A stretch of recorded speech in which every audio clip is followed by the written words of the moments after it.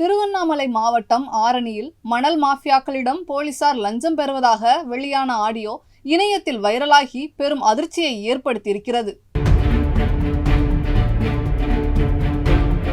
ஆரணி காவல் நிலையத்தில் ஆட்டோ ஓட்டுநர் முருகன் என்பவர் போலீசாருக்கு ஏஜென்ட்டாக இருப்பதாக கூறப்படுகிறது. ஆட்டோ ஓட்டுநர் முருகன் போலீசார் மணல் மாஃபியாவிடம் லஞ்சம் வாங்குவதாகவும் அவ்வாறு வாங்கிவிட்டால் யார் வந்தாலும் காப்பாற்றி விடுவார்கள் என செல்போனில் பேசிய ஆடியோ இணையத்தில் வைரலாகி வருகிறது.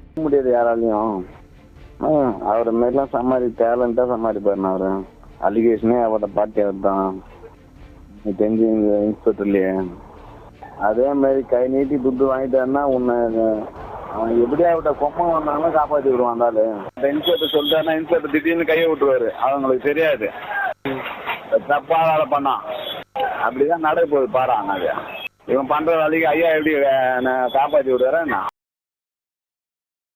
செய்திகளை உள்ளது உள்ளபடி தெரிந்து கொள்ள ரெஃப்ளெக்ட் நியூஸை சப்ஸ்கிரைப் பண்ணுங்க.